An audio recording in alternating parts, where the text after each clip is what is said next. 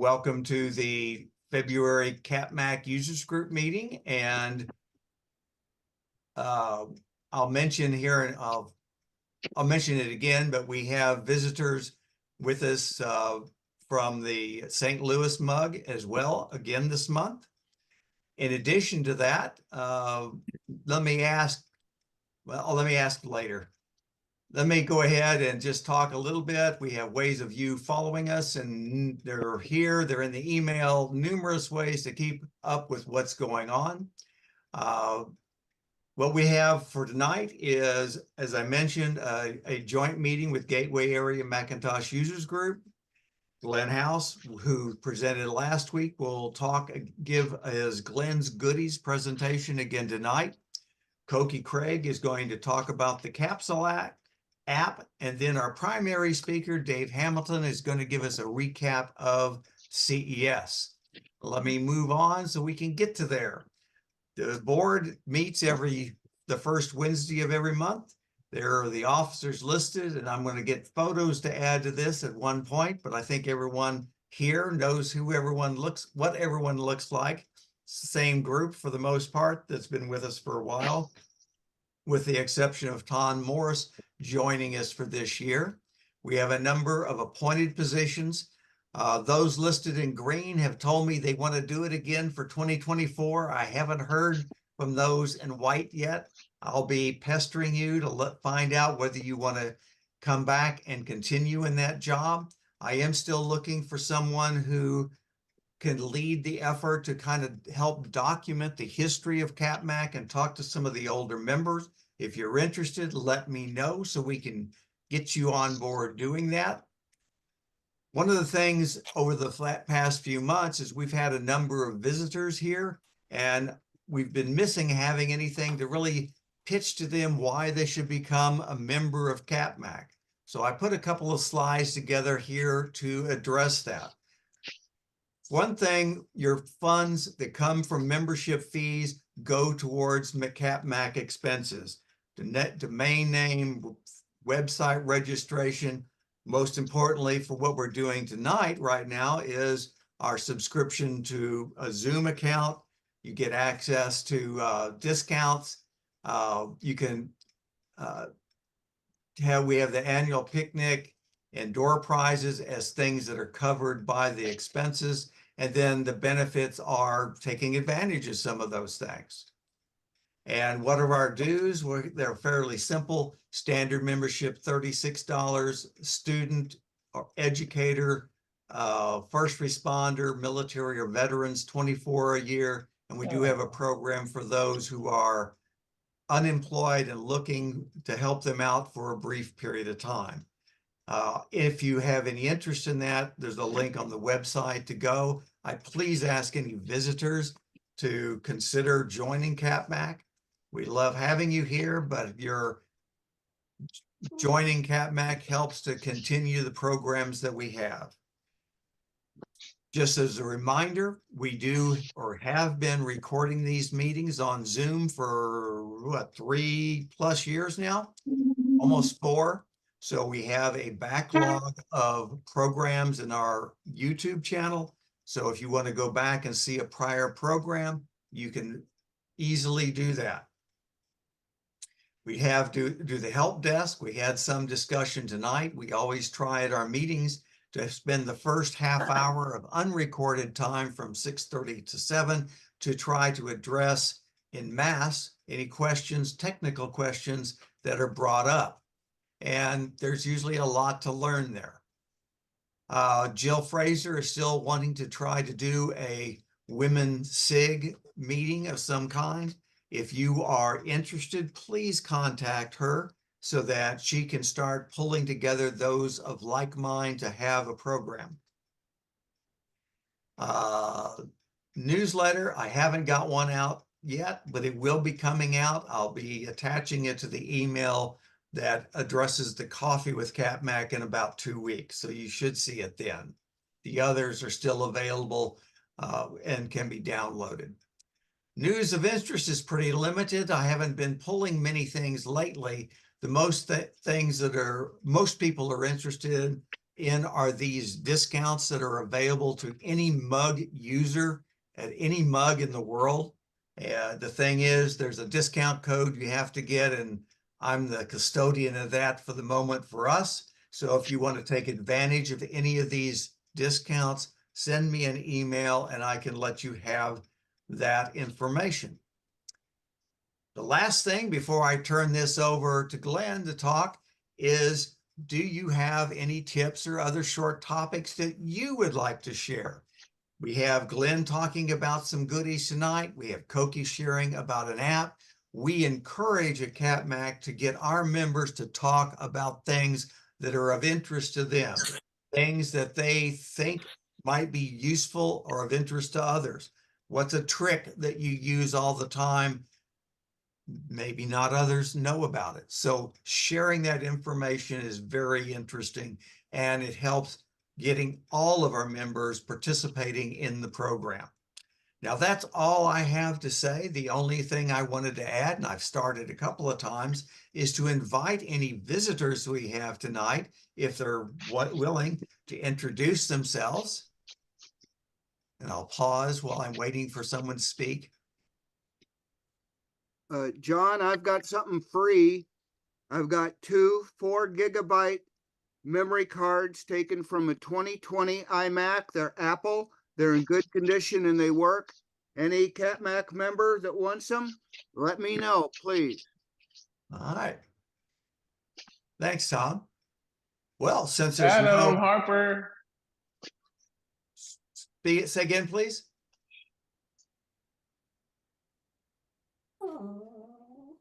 I think Craig Golston just needs to be muted. Oh, Sorry. not a problem. All right, well, since there's no visitors who want to introduce themselves, I'm done with my part of this program. So I am going to turn it over to Glenn as soon as I can stop my sharing. There we go. So that he can do his piece on his goodies. Glenn, it's yours. All right. Well, knowing that we have a guest this evening, I made it very abbreviated. Before I actually started it, though, I want to relate just a real quick story to you all that I had with Apple Care support 2 days ago. Yesterday morning. So I have a series of documents that somebody shared with me, a series of pages, and I was taking a picture of each of them and trying to use live text so I can take them and pull the words off into digital form. Well, I ran into some problems because I found the first 8 pages worked perfectly. Live text was enabled, and then the rest of them would take the picture, but it wouldn't enable live text. And I tried all kinds of workarounds, and finally I decided, you know what, I'm going to call Apple. So I had a conversation with an engineer, and we went round and round and round for a while. And we finally discovered that the difference between the first 8 pages and the next 12 pages was the next 12 pages had just a short amount of text on them. They weren't very full, whereas the first 8 pages covered like most of the page. And for some reason, live text was just deciding that, well, there's not really a lot of text there. We don't need this function. And he was looking it up and had not encountered that before. So he said, let's send this up to the engineers and everything and see if they want to work on this for a future update so who knows, maybe we actually discovered a little flaw in their live text usage and we'll see if that changes. But once I took another sheet of paper and put it like underneath it, so now I have like what looked like a full page of text, it worked again. That's how we discovered it was ignoring a short passage of text with live text. So I thought that was pretty interesting. All right, so let me go ahead and share. Let me find my goodies here. Share this with you guys. All right, everybody seeing that? Okay. I thought this was a nice little portrait there of our Apple leader. So again, I kept these abbreviated just because I know we've got a speaker tonight, but I did want to address a couple things. One was a follow-up actually from something we talked about last month about cables. And the other thing, because it's kind of one of the big new things, is stolen device protection. So with iOS 17.3, we've got a new security feature, and it's stolen device protection. And I'm just going to read this little blurb here I have for you. The stolen device protection feature comes after the Wall Street Journal's Joanna Stern investigated a rise in iPhone thieves in restaurants and bars, with one criminal making as much as $300,000. The attacks were typically carried out by observing victims entering their passcode before stealing their device, changing their Apple ID password, and turning off Find My iPhone to make it impossible to track or wipe remotely. From here, a thief can lock victims out of accounts by using passwords saved to the keychain password manager. So I was going to demonstrate how this works, but instead I found a video to do this. But I edited the video down, but it's about, I think it's like maybe 7 minutes or so. Is that okay? You want me to play this, or is that going to take too long, guys? John Purvis, what do you think? I had to unmute myself. Oh. Is that the gist of your presentation tonight? Yeah, I had one or two other little blurbs that would take about a minute, but that was basically Yeah, it. I think that's fine. Okay, here we go. So then. let's talk about the headline feature, which is stolen device protection. So if we go to settings and then we go to Face ID and passcode, we enter our passcode, and then we scroll down, we'll see right there, stolen device protection. By default, you see that it is off. So stolen device protection adds another layer of security to your iPhone in two basic ways. Number one, it requires you to use Face ID to access certain settings, such as the ability to change your passcode or the ability to change your Apple ID password, or even disabling stolen device protection itself. The second way it protects you is that even if you were to use Face ID to unlock your phone, if your iPhone is not in a familiar location that your iOS device recognizes, like home or at work, it will institute a 1-hour delay before it gives access to those sensitive areas of your iPhone, such as resetting the passcode or resetting the password. So now let's just walk through stolen device protection, setting it up, and let me show you how it works. So the first thing you want to do is just simply turn the feature on, and you can do that simply by tapping turn on protection, and it's on just like that.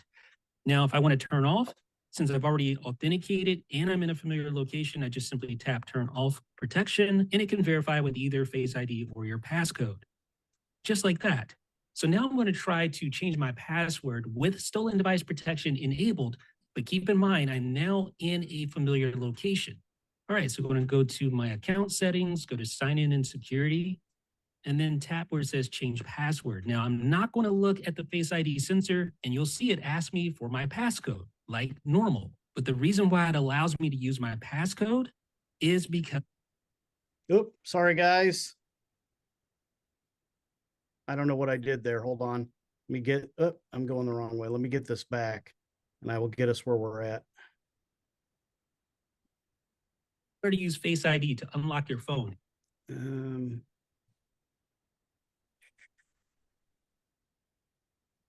All right, there we go. Just like that.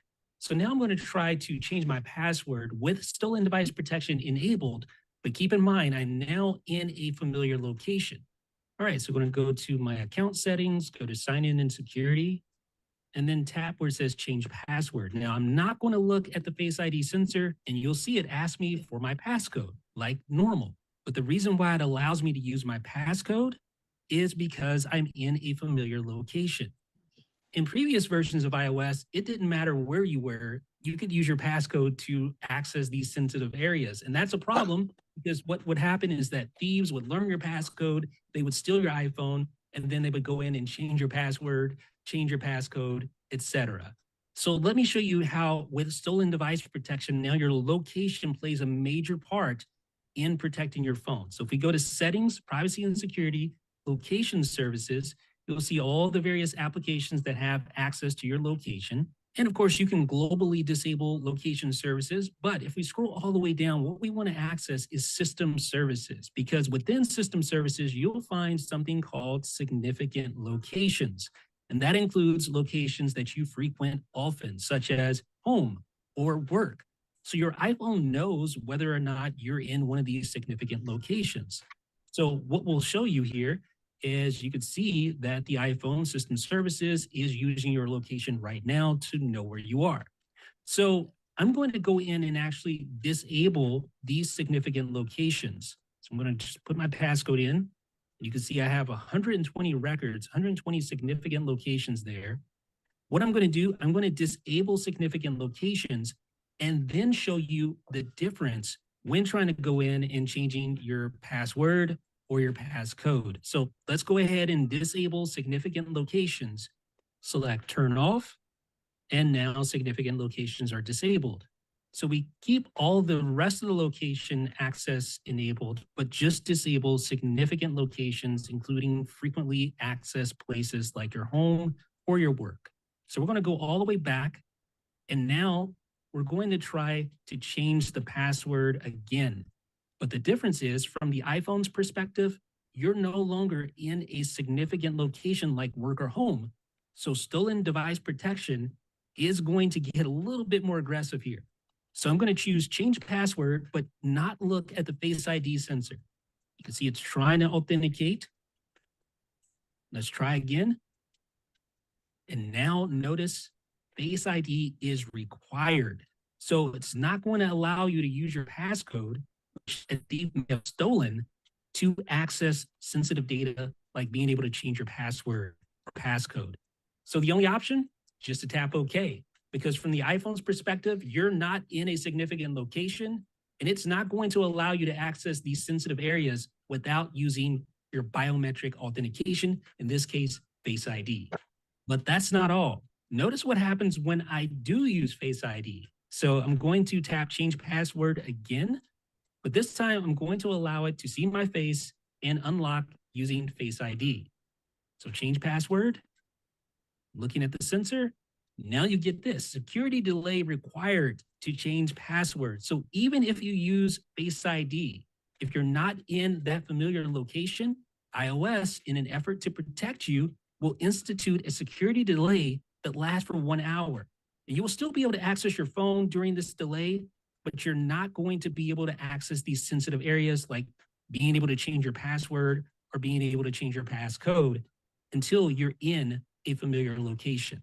But what if you try to just go in and disable stolen device protection? Then what? Well, only one way to find out. So let's go back to settings, Face ID and passcode. We'll put our passcode in there.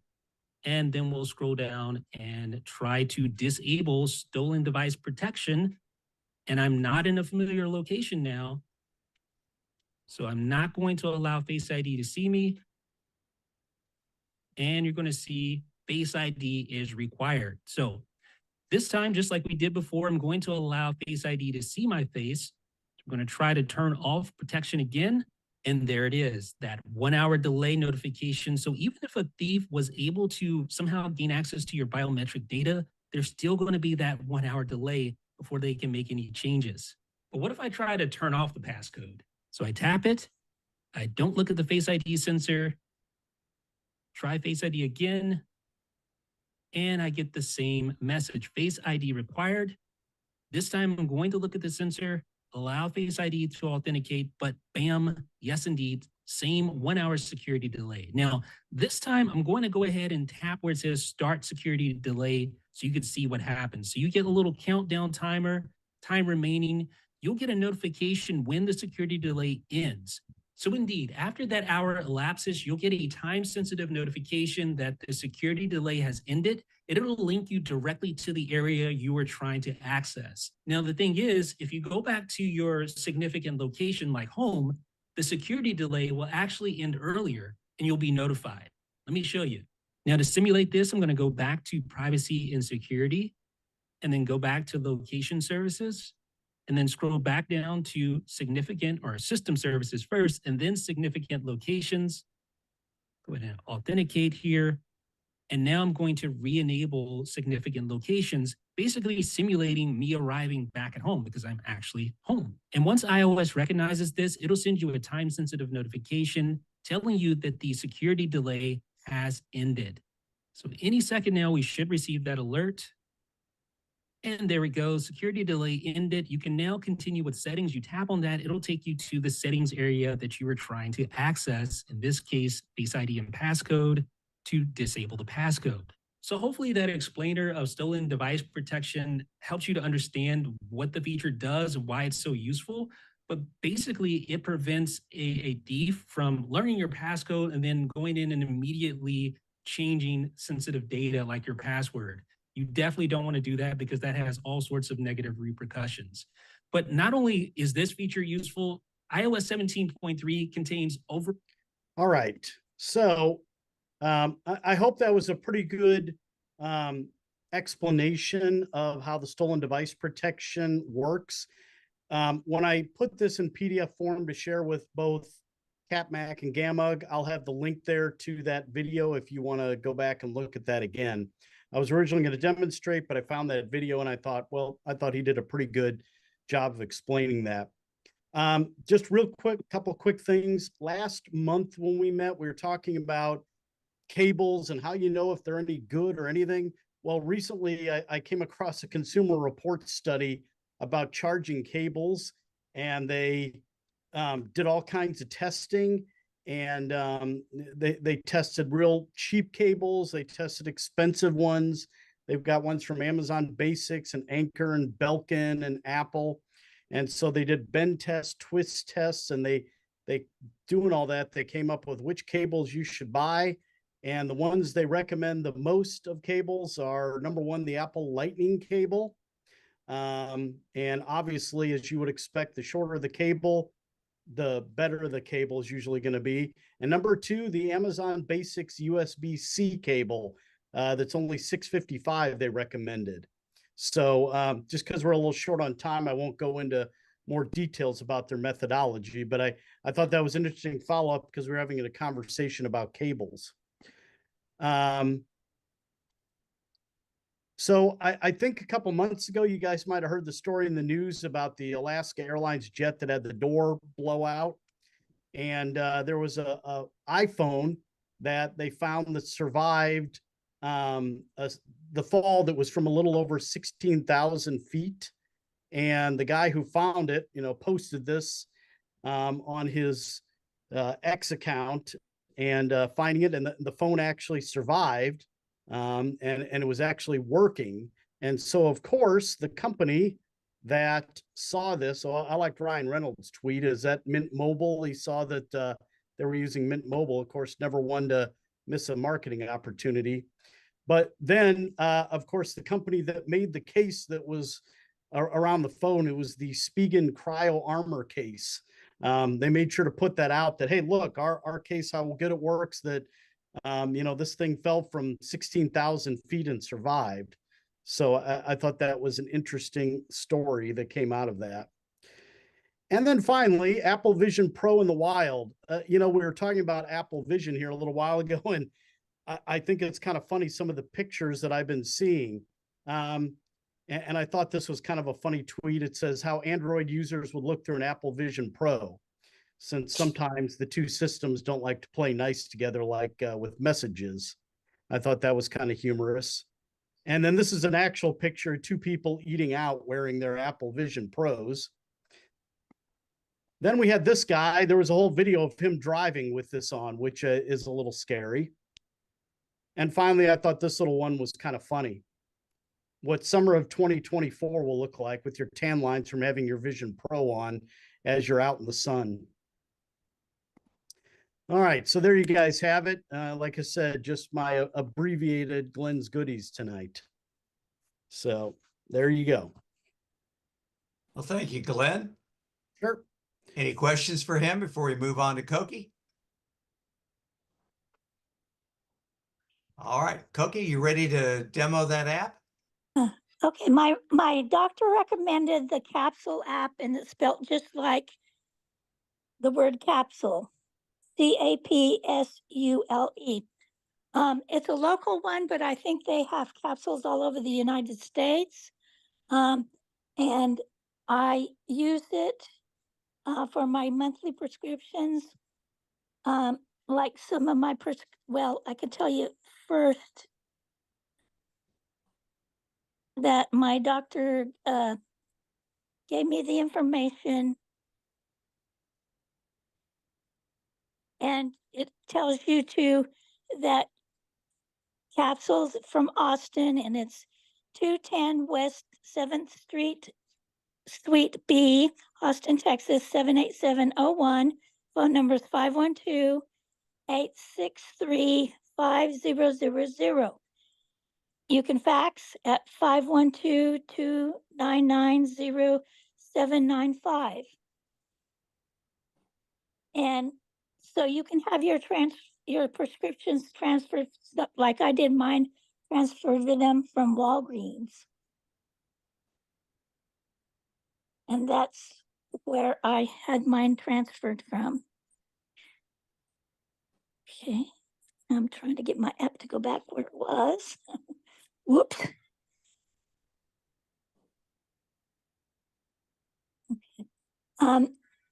They also have a prescription area, an essentials area where you can get just, prescriptions that you might need for the month or the week or whatever, like cold medicines or allergy medicines or things like that. You can also chat with the person that you're going to get your prescriptions from. And then when your prescriptions come available, like my doctor has mine, I can get 3 months worth of prescriptions. So right now it says on one of the prescriptions that I have, it says your medication will be available on Thursday, February 15th. And I got several of those prescriptions coming up. And then it'll say a request for a refill, and we can contact your doctor and my doctor's name for you. The fee for it for me is like $5 because I'm not very far from them, but it might cost a little bit more depending on where you are in the city. I don't know that for sure. That's something that you'd have to talk to Capsule about. But what I really like about it is they do deliver it. It comes right to my door, and I do have to sign for it. So it's really secure. And they also have this, when you get the bag that it comes in, it has this leather, this silver strip over it. And so if that silver strip has been broken, you should call them right away and let them know that that silver strip was broken, because that lets you know that the person who delivered got into the medicine. And they'll tell you that too. And so then you sign for it, and then it's yours.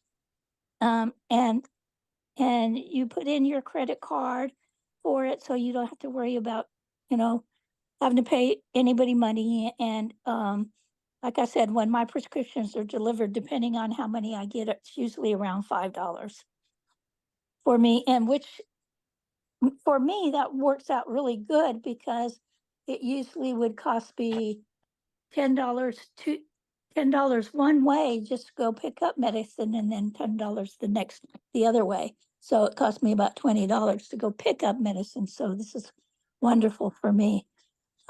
There's an area where you can, your prescriptions will, if you're not taking them anymore, like I'm not taking codeine 4 anymore. So I can transfer that out, and I'm not taking my COVID medicine right now. Oh, knock on wood. So I will put that in the archives file, and then if I need them again, I can pull them out and let my doctor know. And then she'll send in the prescription for it. So, and also there's a place down here that that you can send to, or there's a place for here where you can send a note to your other doctors. Since I got it from my primary doctor, I sent the note to my other doctors to let them know that I was going to be using Capsule from now on. And so that's what Capsule does.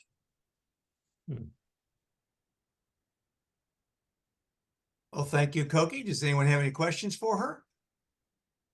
Okay, this is Yes. John Connor from GAMUG. I have a very brief question owing to the fact that you apparently can't show us the app. Is this for the iPhone or the iPad or for the Mac? Well, I have it on my iPhone right now. Okay, thank you. Yep, and it's just called Capsule, CAPSULE, Capsule. And it has two medicines capsules crossed, like a cross. Does that save you any money over regular prescriptions?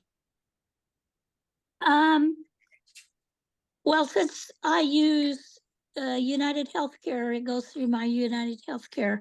So it does sometimes, and sometimes on the where you can get other prescriptions like cold medicine or whatever, it might be a little cheaper to get it there as well. Okay. Any other questions? I wish I could have shown it to you because it's really cool. Well, thank you, Koki. I know you've been waiting to show us that for a while. Well, Yes. we've got all the preliminaries done. So Nathan, let me turn this over to you so you can introduce our primary speaker.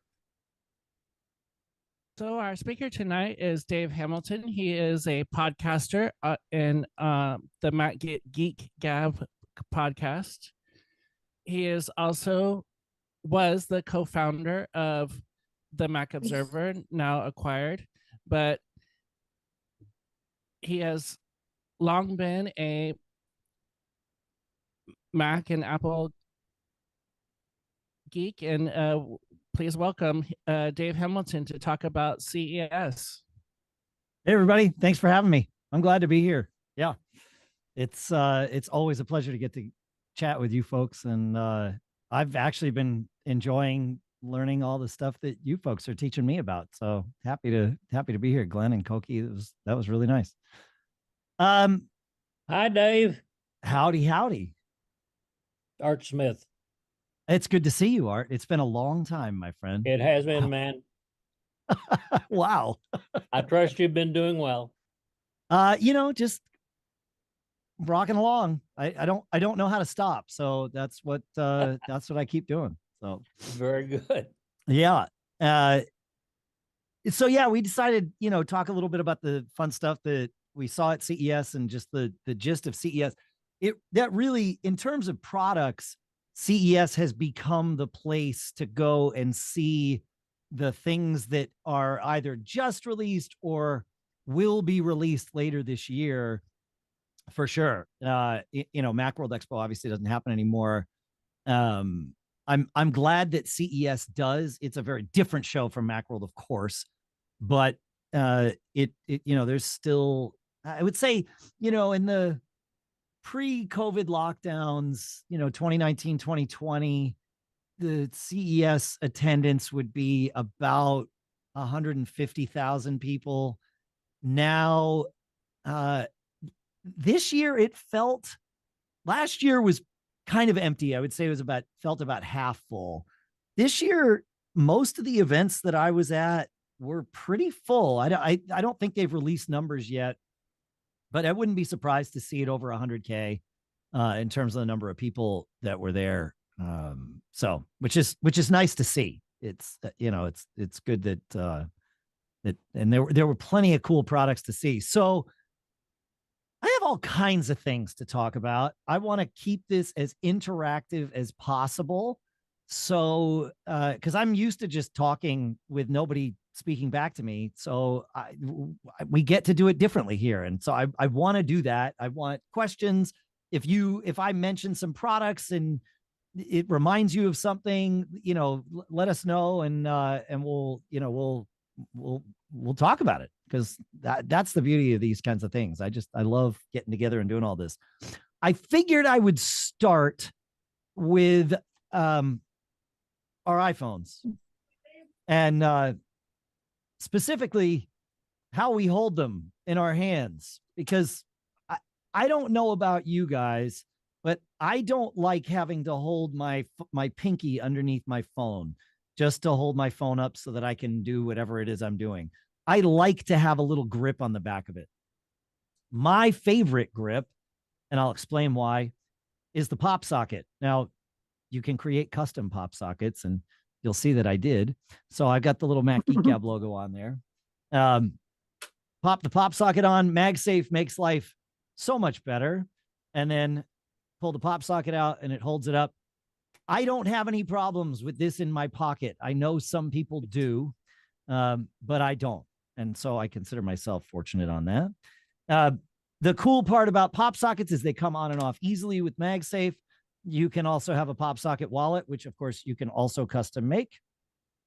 And the wallet holds, I don't know, I got like 5 cards in there. I think they say that you're supposed to hold about 3, but I don't know. I put 5 in. So, and it pops right on and everything's good to go. So that is, that's the pop socket. And the custom, I will say that the custom generation of these things is fantastic. I uploaded the Mac Geek Gab logo, and for this one, I told it, make a space thing. It uses some AI image generator. And so it made space around the edge of it. It was great. This is another podcast I do called Gig Gab.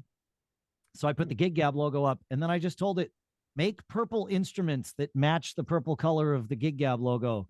And that's what it came up with. And so that sits on my thing. So I can turn on a light, and maybe that makes, these look a little bit better. Yep. So Yeah. It's pretty cool. There are 2 styles of just the standard pop socket. There's the long one, which I have on this Gig Gab thing, and then there's just the round one with Mac Geek Gab. I actually like this one better because it's easier to grab it to take it off, which I do. I leave my wallet in my car, and when I need to bring a wallet with me, I just pop this one off, pop the wallet on, and Bob's your uncle. There you go. Good to go. I need to not forget to put that in my car. Otherwise, I'm going to have a problem later. But they make cool ones too. Like there's this space themed one, and you can get them within. Yeah, they're fun. But if you don't like that, if, for example, you would like to have something that is on your phone full time to do that, the O Snap is absolutely my favorite. This is you can see it here, how thin it is. It's so thin that MagSafe will charge through it, which I find really cool. So, and it's got a little, it just picks right up out of there, and you can hold the thing, and then it just pops right down. MagSafe charges through it. I can put my MagSafe wallet on top of this, and it will hold. Wow. So this thing's pretty cool. This is the O Snap Model 4, which is what just came out this year. And I'll put links in the show notes to all of these things. But I had the version 3 on my iPhone that I put on at CES last year. It is still on my case. You can put this on your phone directly, or you can put it on a case. I put it on a case at CES last year. It is still on that iPhone's case. I just don't have that iPhone anymore. My son inherited that iPhone from me, and he kept it with the case and the O Snap, and he loves it. And it's cool because it can also, if I do this right, and I'm not looking at it, so I'm going to look at it. There it is. It will stand up and work as a stand for your phone as well. It's got a little clip in there. So, and it can stand either way. It's got, it spins around. So that's the O Snap. What else do we have here? There's another fun one that I found. Again, MagSafe. Love the MagSafe. This one is from Moft, M-O-F-T, and it's an origami style case. And if I'm good enough, there we go. You can flip it around. It will stand. You can flip it open and put your hand through it to hold your phone. I like to put it on my phone.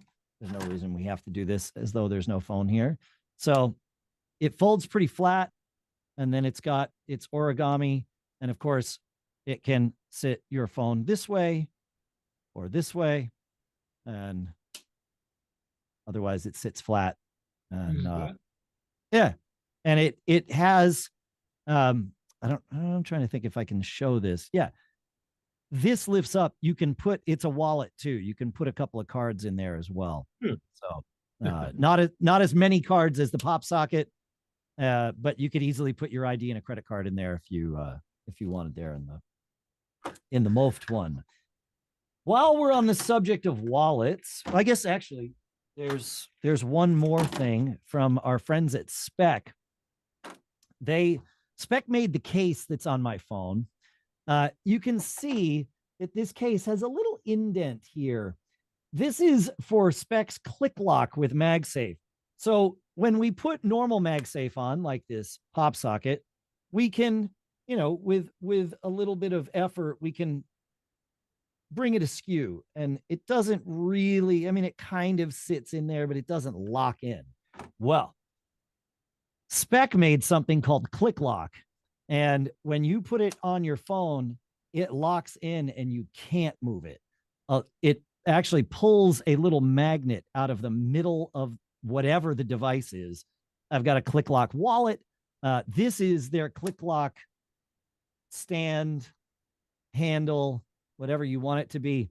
They tell me that they use this, spinning it this way, hang their phone, and now it's a perfect continuity camera mount for the top of your Mac. So this is the Spec, what do they call this? The Standy Grip. And then of course the wallet from Spec as well has this the magnet that kind of the Click Lock thing. And you move it around and you can kind of, I don't know if you can hear it. I'm on a pretty tight microphone, but when you pop it in, it locks. And now I can't move this back and forth. I can pull it off, of course, but that's how those work. Any thoughts, questions while we're talking about this? I've got more things to show. Dave, one quick question. Does the Yeah. MOF case allow you to charge the phone while it's on? No. The only one that will, I'll state the obvious. You can plug a cable into the phone with the MOF case on. And I say that not because you were confused, but just in case anyone else is. But the only one that will charge MagSafe through it is that OSnap that I've found. So, yeah. And you might be able to get Qi to charge through it, Qi 1, but it's going to lose a lot to heat through that MOF case. It's kind of it's not leather, but it kind of has that plasticky leather feel to it. So it's pretty well insulating. And I don't think you'd want to do that. You kind of want something that's just going to pass without a lot of resistance and heat. So, and of course with MagSafe, you need something, even a case that's not like, you'll see this case has a mag ring in it. That's the only reason this case works with MagSafe. If it did not have that ring, again, you could probably charge through it, but MagSafe would not stick to the magnet in your phone with this piece of plastic here. You need something to orient the MagSafe, if that makes sense. Any other questions? Yeah, go ahead. One that was origami, or that one that was like a piece of paper. Yeah, origami. You're right. Yeah. Who makes that? MOFT, M-O-F-T. I will put. In fact, I'll take a second here and put links for all the things we just talked about in the show notes. But that's the MOFT one. Yeah, that's intriguing the best. The nice part about this is we each get to have what we like the best. And because they're all MagSafe now, you don't have to pick one that, just goes with your case, right? They're all MagSafe, kind of makes everything universal in a sense. That's that. And here is finally the MOFT one, which is, they're all about $30. So more than you'd want to spend, but about what you probably would expect to spend. So, I don't know. While we're on I mentioned MagSafe. One thing that was very prevalent at CES was Qi 2. So Qi is the wireless charging that we have seen on our iPhones and other devices. Technically, our Apple Watches are Qi-ish. for a long time. MagSafe added the magnetic ring that we just talked about to Qi. So it aligns the phone perfectly with the charger so that you get maximum transfer, minimal heat loss. There's still going to be some heat loss, but you know, and of course it lets it stick right on your phone. Qi 2 takes MagSafe and integrates it into the Qi standard. I'm oversimplifying it. They didn't actually take MagSafe, although Apple worked with the Qi standards group, whichever group that is. I can't remember off the top of my head, but Apple worked with them to help get there. But now it's a standard across devices more than just iPhones. And there's two good things about that. Number one, people that make Qi 2 compatible accessories are making them for markets beyond Apple. So we'll see more and more of these devices out there.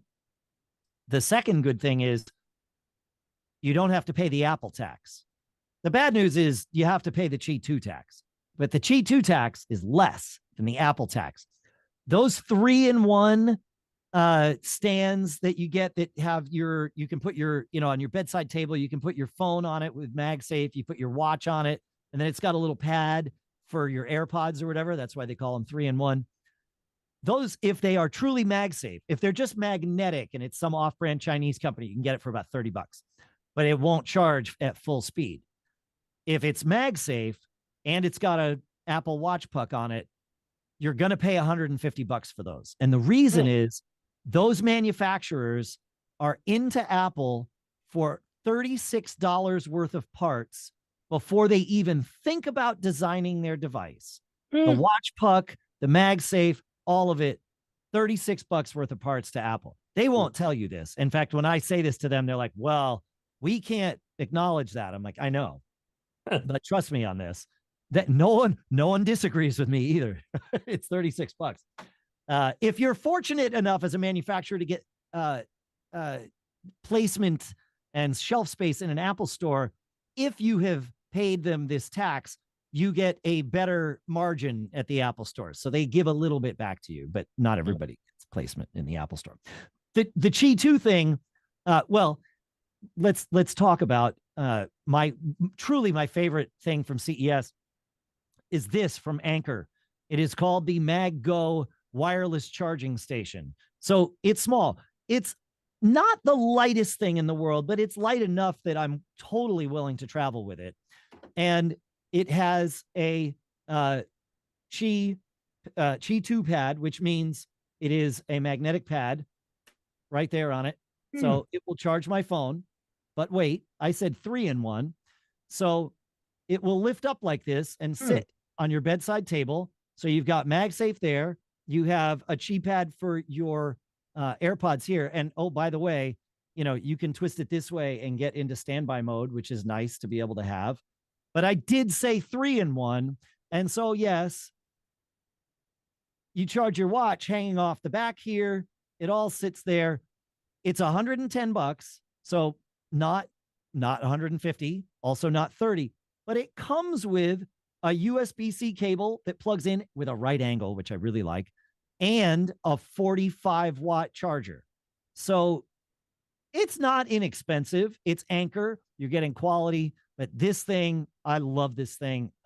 It's really funny. For those of you who listen to Mac Geek Gab, you'll know the episode before CES, someone had written in and asked, what's the best travel, essentially asking for this, what's the best 3-in-1 travel charger? And both Pilot Pete and I were like, yeah, look, when you're traveling, you don't want to risk something being askew on your, MagSafe thing.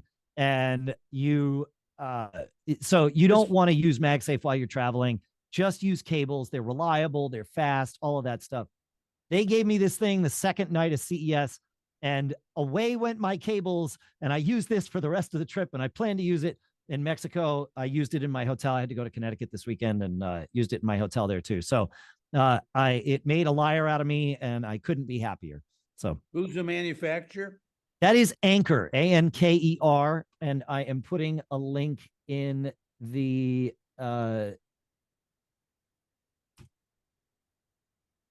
in the show notes now, or in the the show notes. My apologies. This is the chair I sit in when I do Mac Geek Gab. Like old habits die hard. Hey, Dave, as far as charging, how good of a job does it do as far as quickly charging devices? Yeah, it does. I mean, it's Qi 2, so it hits all of those standards. It's a 15-watt charger for your phone. It's a fast charger. I used my Apple Watch Ultra on it while I was in Vegas, and it charged right up. Yeah. Okay. Yeah, it does a great job, is really what it is. I say that it does 15-watt charging. That's true. Qi 2 will actually support a little bit faster than that.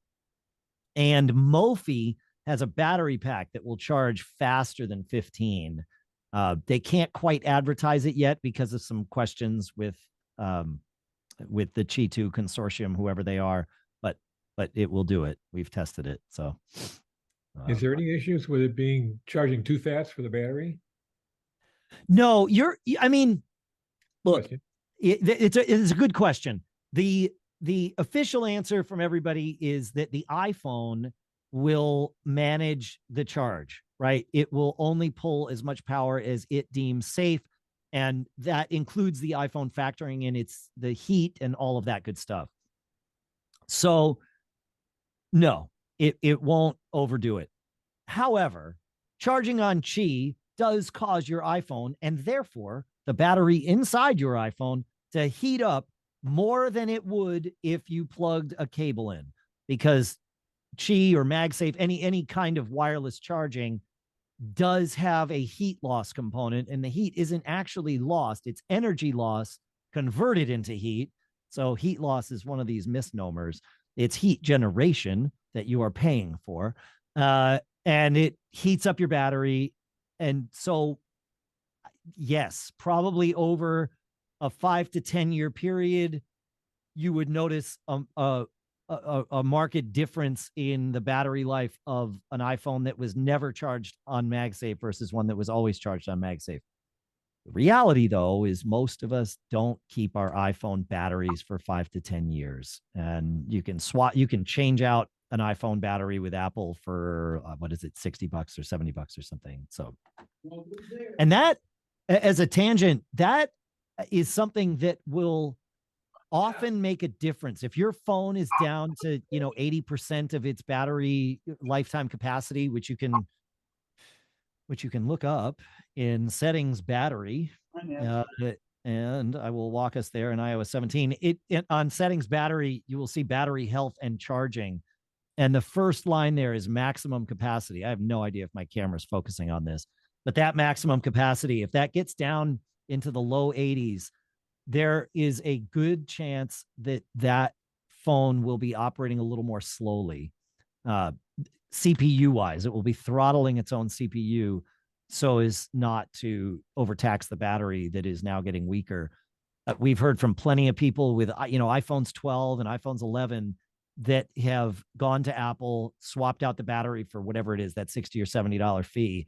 And it feels like they got a brand new phone. Their phones got faster, all of those things. So that is something to bear in mind as our phones get older.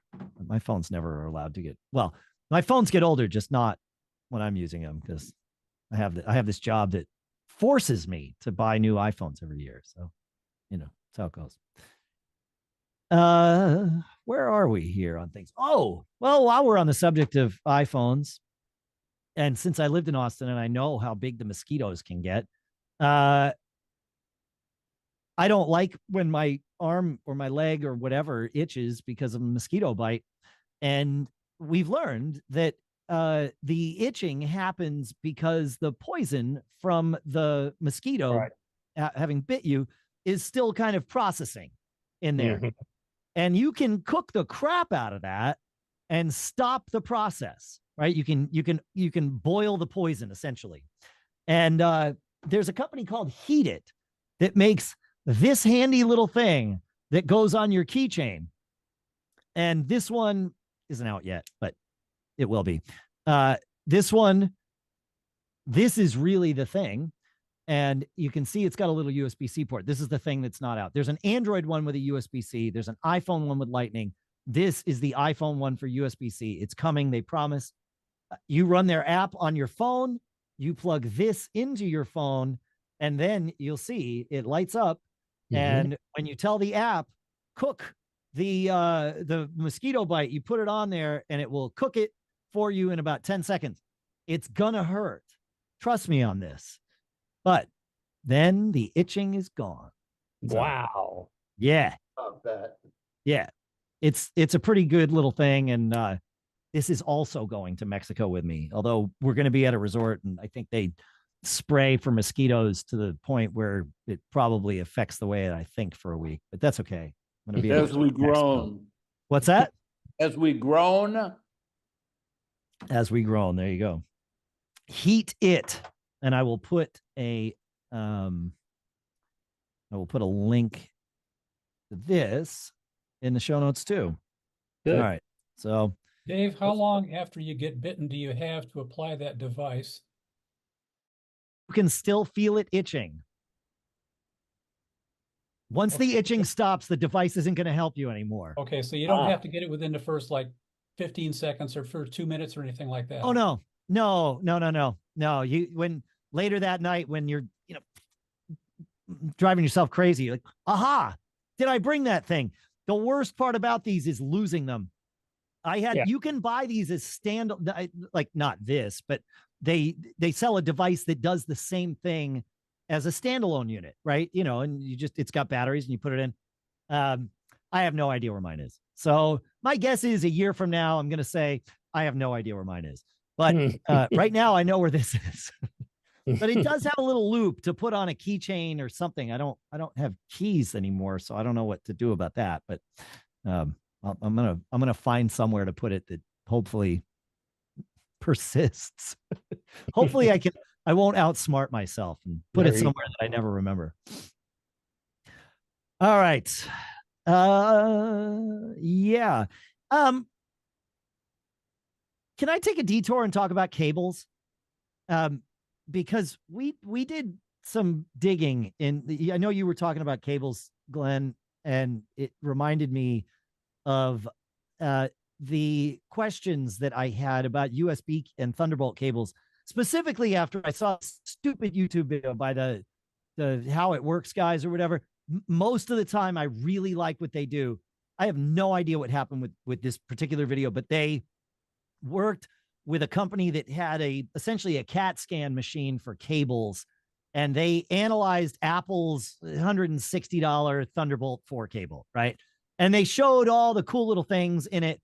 And then they showed another cable that didn't have any of this cool tech and any of that.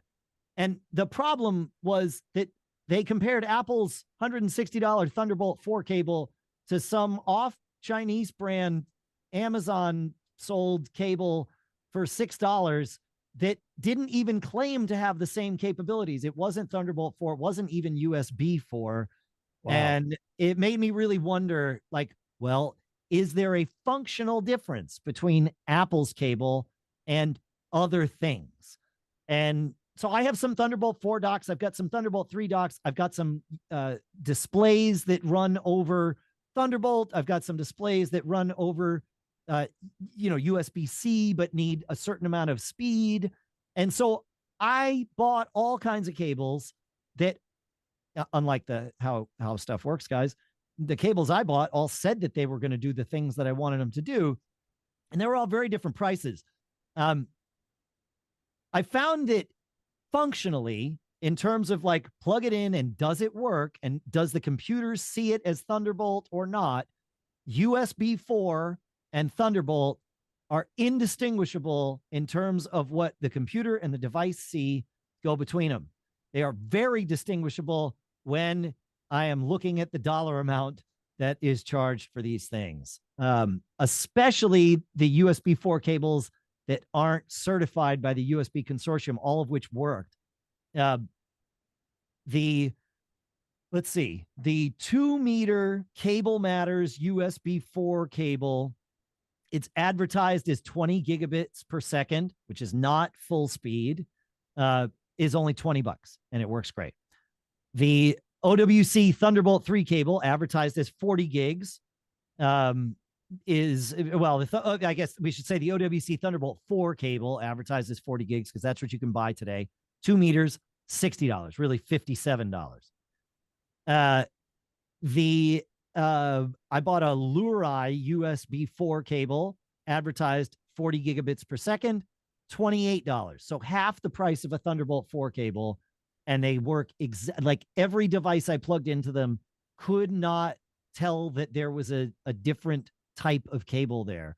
USB 4 and Thunderbolt, at least for what we tested, are the same. Now, is there a world where you could do all kinds of testing and really find a difference?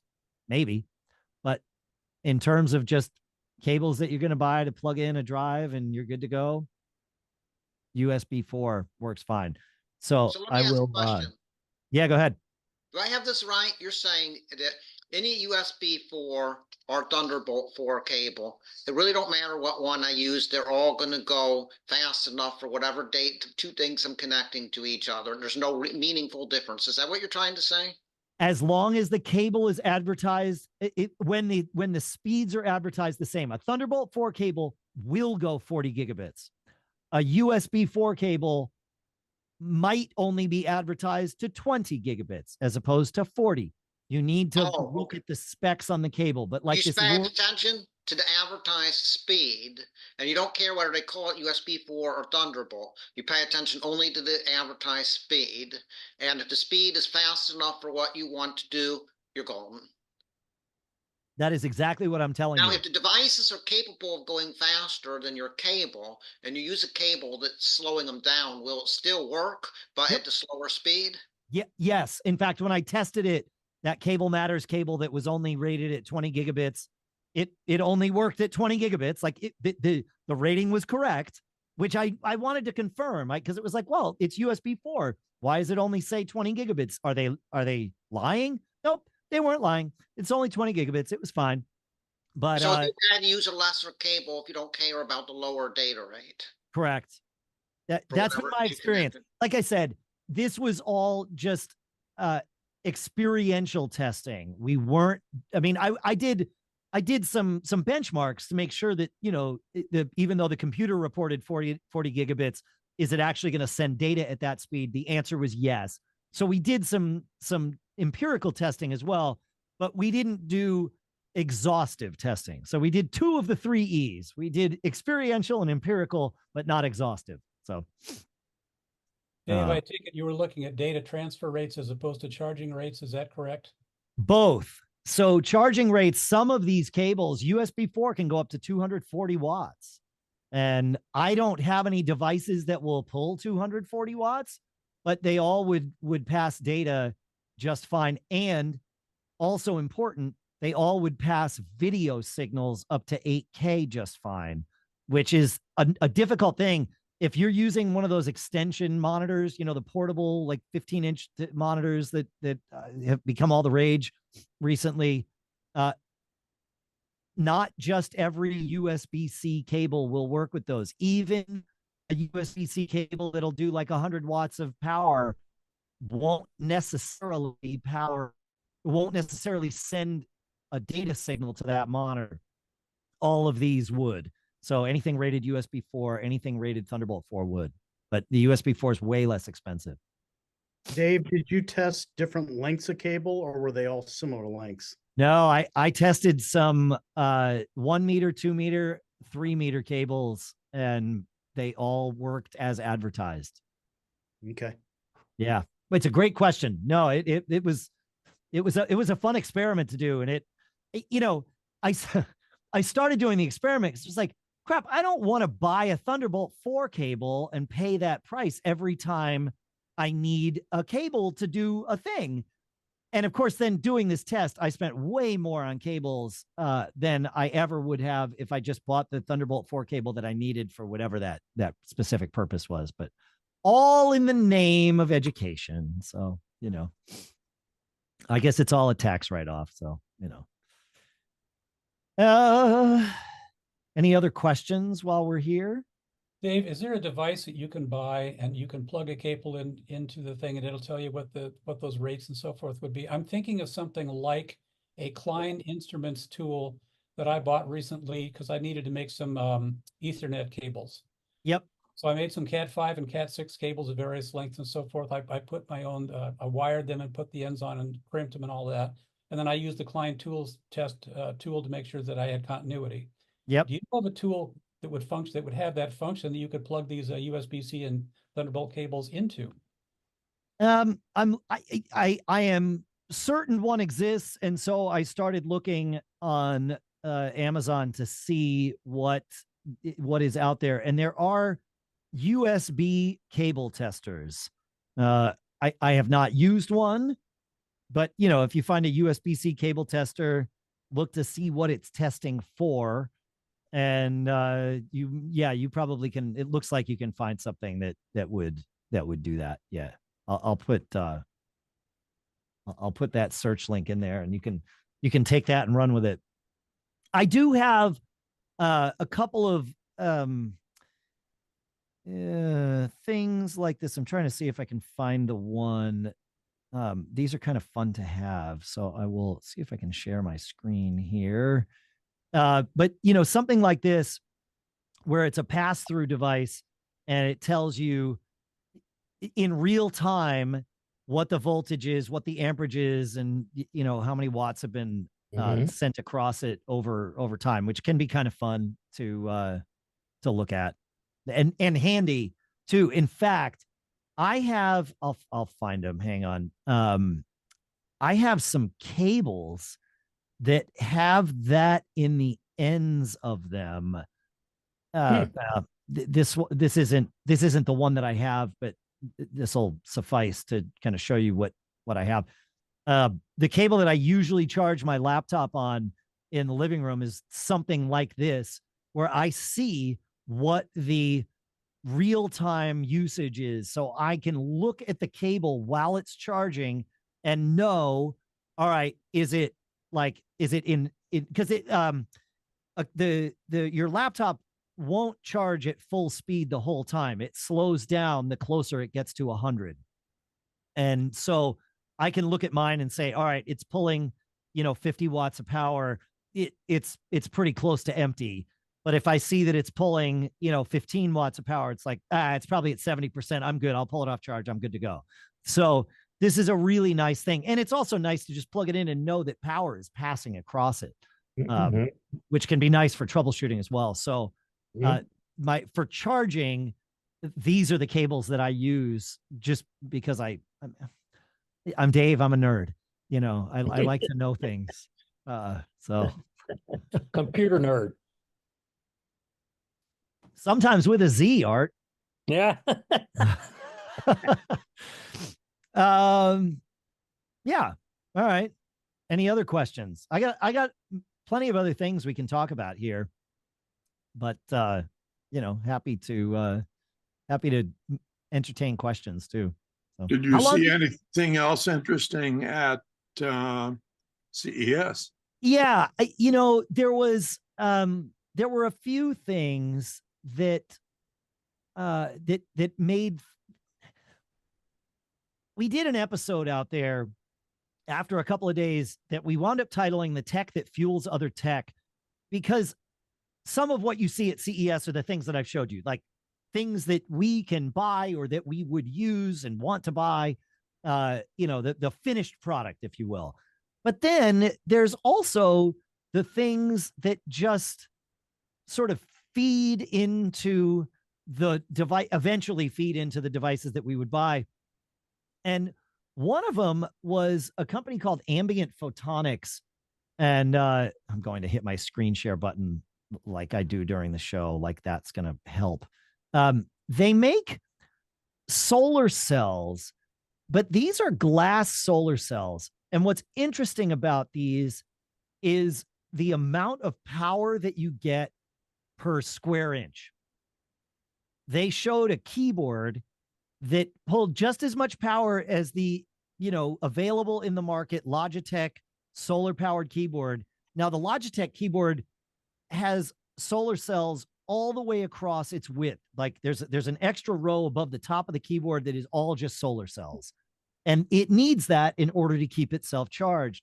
They showed a keyboard with one of their things on it, and the cells were, it was 2 of what you see in this picture here. So it was just tiny, and it was off to the side, and it was able to, they were able to make the keyboard much more sort of ergonomic and aesthetically pleasing, because their cells, they're made of glass as opposed to plastic, and it makes a big difference. So, the idea of being able to put solar cells in a remote and actually keep it charged is something that doesn't work with the cells that are out there right now. So, being like, and these kinds of things always interest me, because it's like, oh, like something soon potentially could come with this. Now, it was probably 2018, 2019. It was 2018 was the first time I saw the wireless charging that's not like proximity charging, like wireless charging of a remote control from 10 feet away, essentially using microwaves that are beamformed like our Wi-Fi is. And we still don't have products with that. So, these things take time to make it to market. And sometimes they fail and never make it to market.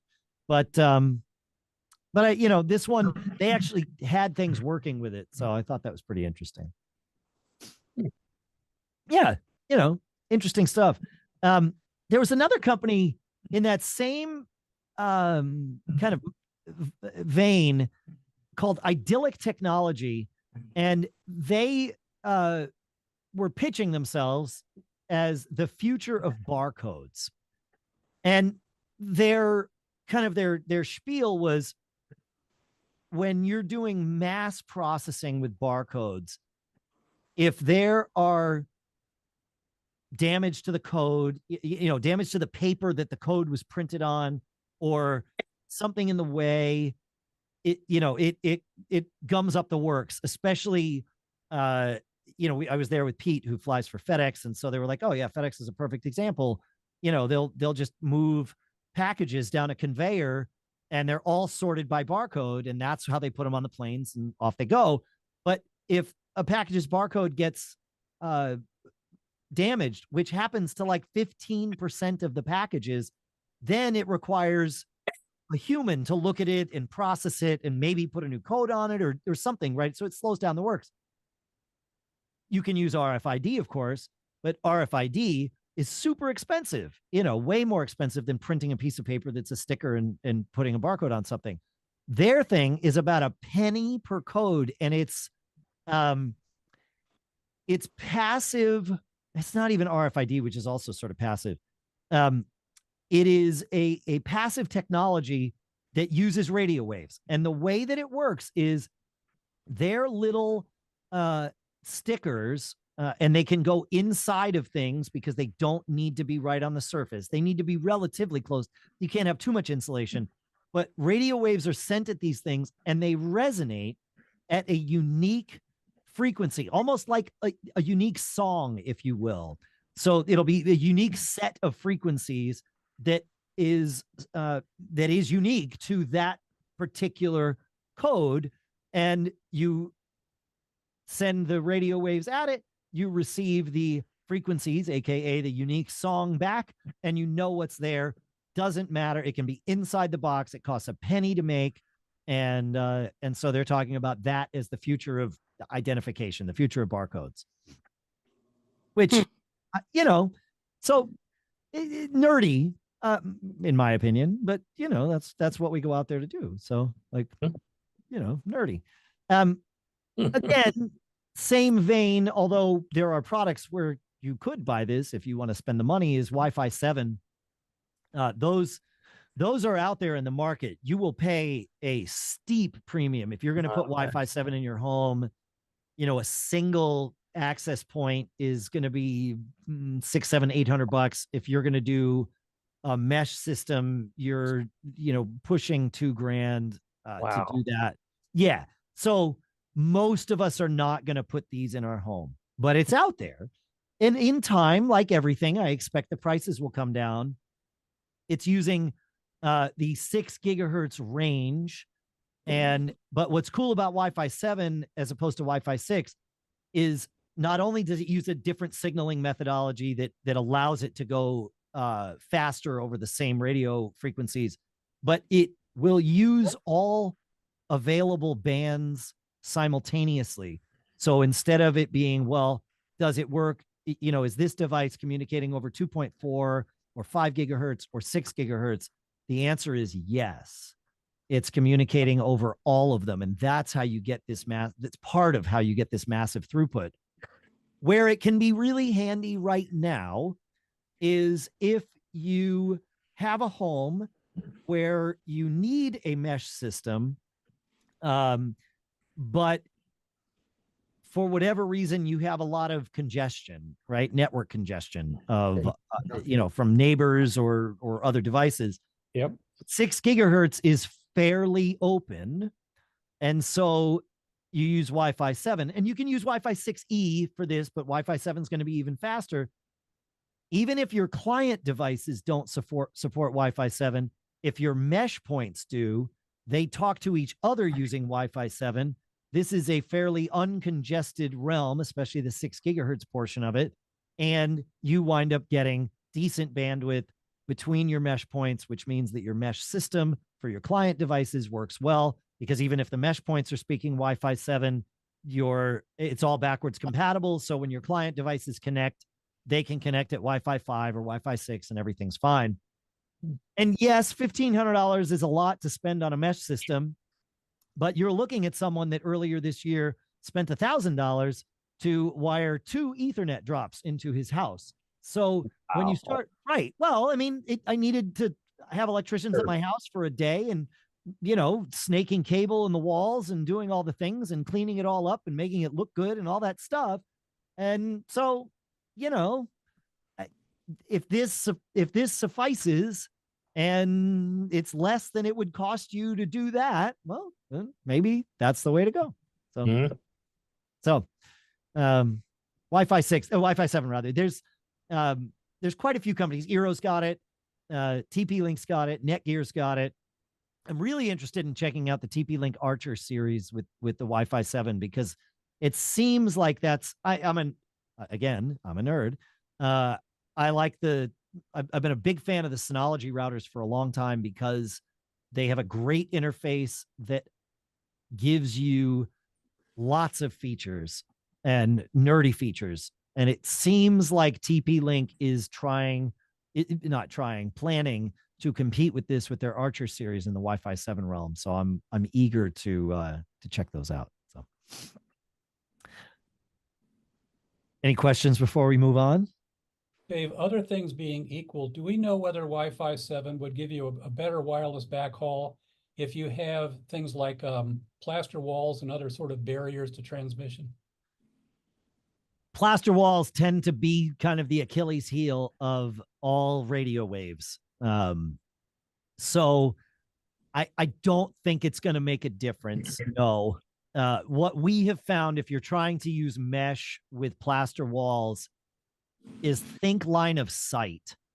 And if you've got, it's easier if I was like drawing on the screen or something, but if you've got a device here, if you've got your router here, and I'll do it like this. If you got your router here and a device that needs to get to it here, but there's a wall in the middle, but there's a door up here, what you're going to want to do is, if your router's here, you put a mesh point here that gets the signal from the router, and then you put a mesh point here that gets the signal through the doorway, and then this mesh point can talk to your device down here. That's really the best way we've found to do that, is think line of sight. And I mean, you don't necessarily need to buy, 3 mesh points in that scenario. You might be able to, cheat and use one with a diagonal from here to here or something, but start thinking line of sight if you have plaster walls, because that lath and plaster, I know there's not metal in it, but it sure acts like a Faraday cage. And then there are some walls that have metal in them, and they actually act like a Faraday cage, but yeah. My house is very much like what you described, a Faraday cage, because the plaster walls in here were made with a wire mesh on the walls and the ceilings, and it plays havoc with cell phones and with Wi-Fi. So I went and got, about 6 months ago, I guess, I got the Wi-Fi 6, Netgear, Nighthawks, Yeah. And I've got enough of them in the house now, enough, satellites that I've fixed the problem, so to speak, I overwhelmed, You've engineered around it. Yeah. Yeah. it's the only way I could do it. I tried one time just getting one super point and just blast a signal from high on the second floor down to the rest of the house, and that didn't work. No, it's not going to work. No, Yeah. Lath and plaster is, you have more success than you do with the, with the, what you have, which is the wire mesh with plaster. Yeah. That's the worst in terms of Wi-Fi. But the 2.4 gig actually goes through it better. Yeah. It's slower, but the 5 gig is much faster, but gets blocked so easily. So it is. You have to be creative about how to that's do it. That's exactly it. You have to be creative. And the easiest way to be creative is line of sight, because then you there's nothing in the way. Whereas otherwise you're kind of guessing as to, well, how's it going to go through this wall? And like you found, trial and error is yet another way of doing it. What speed Ethernet cables did you run? Did you go Ethernet 6A or 7? These were 6. Yeah. 6. Okay. Yep. Cat 6. Yeah. Yes. Well, I know Cat 6 is probably good for 10 gig if it's less than like 150 feet. Exactly. Yeah. This was in my house and it's fine. Yeah. Yeah. Well, I've got Cat 6 throughout my house because I work in IT and I had access to the cables. I wired up my son's grade school and I used the Cat 6 cables as backhaul for the mesh network. So that's really the best way to do it. It's not the easiest, but it is the best. So, yeah. Another thing that I saw and I was happy to see at CES was a company called Flick, F-L-I-C. This is a company I encountered at Macworld Expo. So that tells you how long ago that was. And they make little buttons that you they are meant to control your smart home. Now, back when I first encountered Flick, these buttons were Bluetooth and they only worked if your phone was within Bluetooth range. So you'd run the little Flick app on your phone. Your phone had to be able to control the smart device. The Flick button would trigger your phone would trigger the device, and it was fine. And, you can see there's these little things. Well, now they have a couple of different things where they've got a Flick twist, which allows you can control volume or brightness, but you can also have different sections of the dial mean different things. But they have a Flick hub now, and that changes everything, because the Flick hub, you put one of these in your house and now all of your Flick devices work independently of your phone, which really changes the game. And I've been playing with this since I got back from CES, because I didn't even know about the Flick hub, which is a couple of years old. But if you want to do a little more with your smart home without literally replacing the switches in your walls, this might be a nice way to do it. We've got one of these to control some of our outdoor lights, which don't have a switch. And so tap that, and I've linked it together with all the various smart home glue that we have with our, the Amazon and everything else. And it works out really well. So I will put, of course, a link to this in the wherever the chat is. The chat disappeared for me. So whenever I get the chat back, I will put it in there. So Flick, F-L-I-C. Yeah. Fun. I will detach the chat so that I can see it while I'm screen sharing. I like this product because of what it is. We all know about Find My. Yeah. We've got AirTags in all of our things.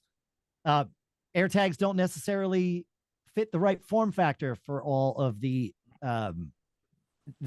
things that we need. And so there are some third parties that make AirTag or Find My capable devices that are, say wallet sized, which is a nice thing to have.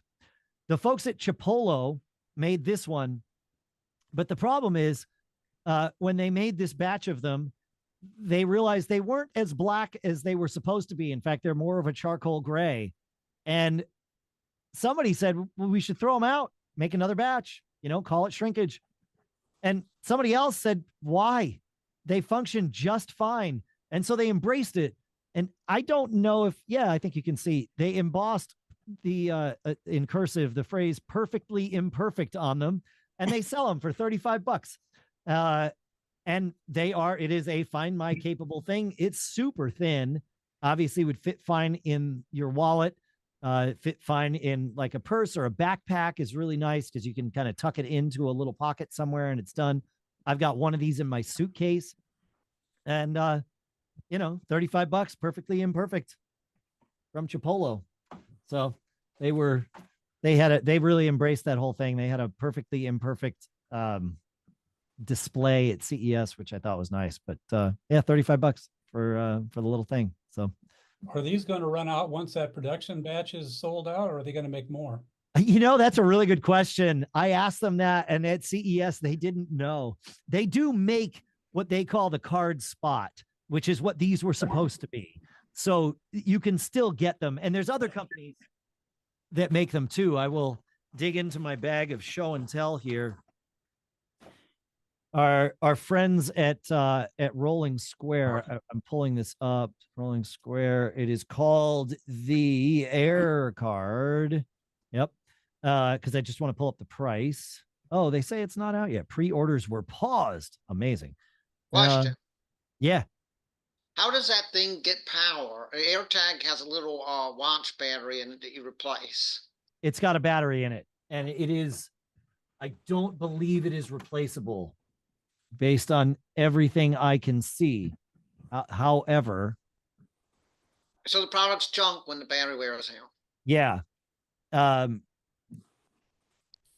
think I want to say that I'm looking at the Chipolo one. Sorry, that's the Chipolo one. I'm looking at the Rolling Square one here. And I thought they told me that theirs, it looks cool, had a replaceable battery, but I don't know that it does. So this is the Rolling Square one, which is called the Air Card. I don't think it has a replaceable battery either.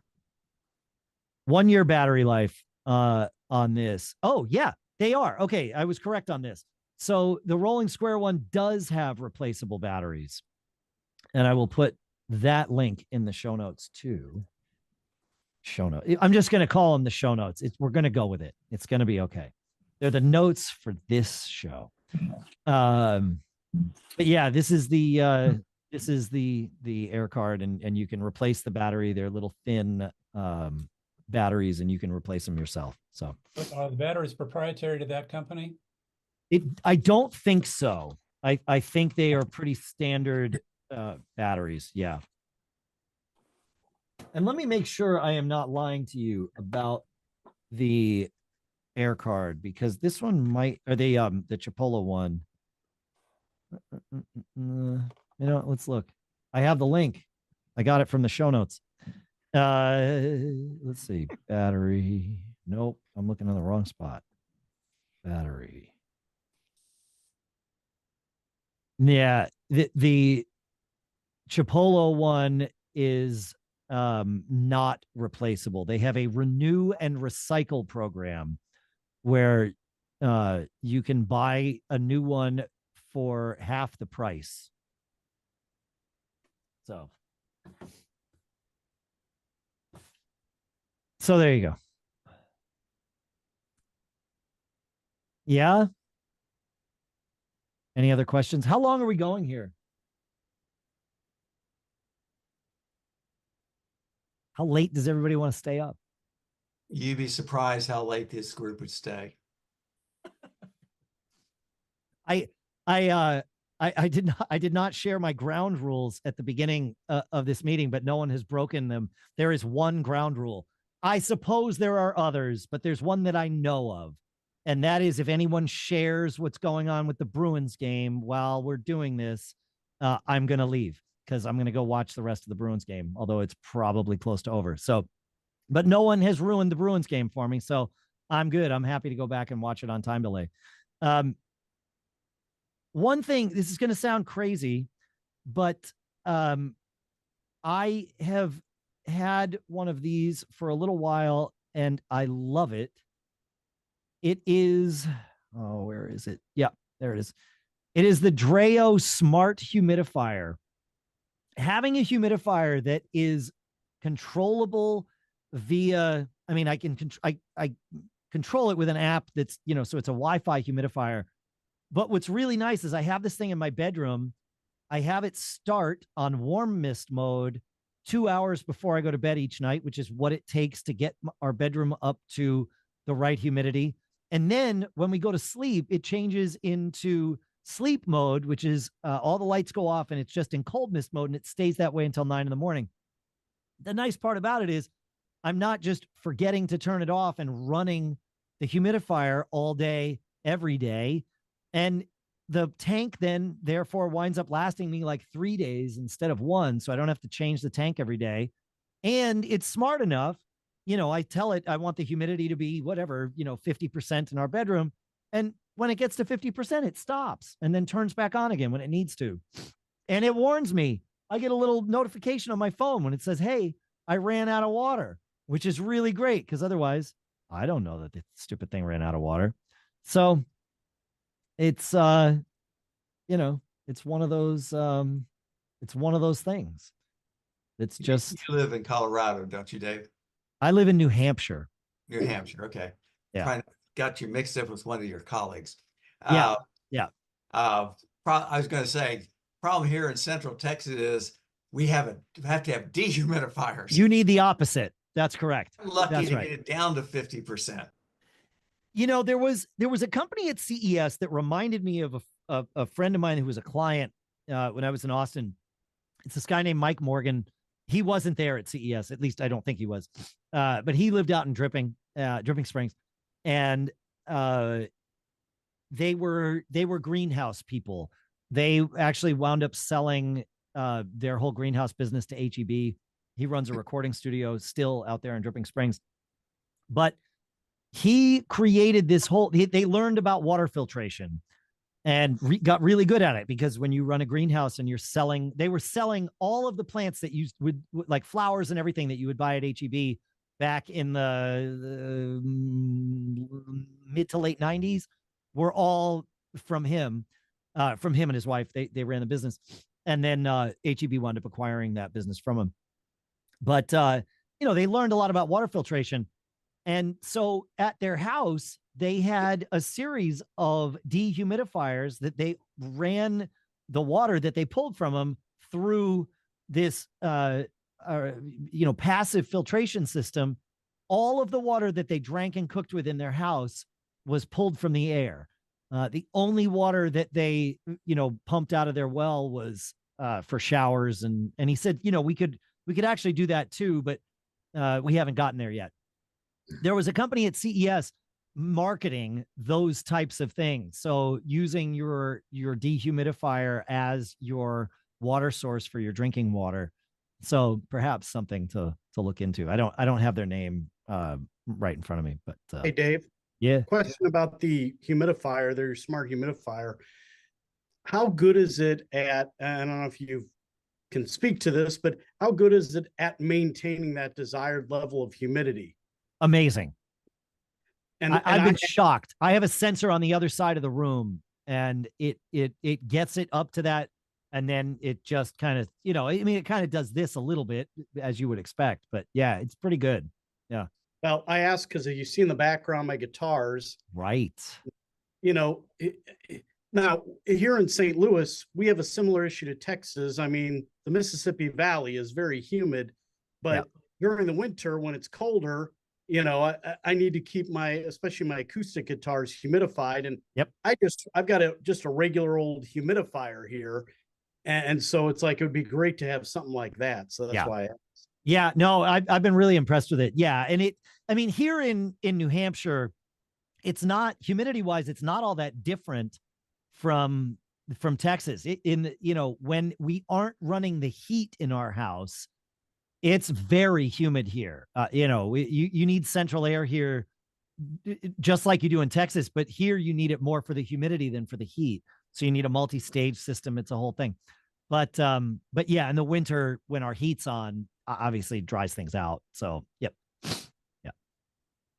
And I'm going to assume that smart humidifier requires distilled water. No. No. You can use, even if you have hard tap water, you can just pour that in it. I just pour it in there. Yeah. Yeah. You definitely have hard water. No, I mean, we do, and I have a filter on it that pulls some of that out. It's a passive filter, not an active filter. So, but yeah. Well, if you're able to do that and not get a layer of calcium carbonate all over everything, then that's wonderful. Yeah. I've had it running for several months and it's been great. Yep. Trying to think about what else to share with all of you. You know what? I'm going to do this because it's fun. This was at CES. I was surprised to see it at CES. I would expect it more at NAMM for musicians, but we all like to listen on headphones sometimes. And some of us like to have, custom fit earphones. And most of us don't want to have to pay for custom fit earphones. And unless you can convince manufacturers to send them to you, you have to pay for something. And so finding the way of doing that is the least expensive path is key. And I keep pointing to these. These are truly 100% custom fit. These are from a company called All Clear. That's not what I was going to talk about. They make super high quality custom fit in-ear monitors at the lowest price I have found. We recommend them on our Gig Gab podcast all the time. So I will put a link to that in since I happen to mention it, but it's ALCLAIR. But what I wanted to mention here is I will find it somewhere there. There it is a company called Waves Custom, WAVS Custom, and they make mostly custom fit earphones. The very tip of it is what they would call universal, and it seals there. But as you can see, they look like your custom fit in-ear monitors. What's cool about these is you use the Face ID scanner of your iPhone to scan your own ears. So you don't have to go.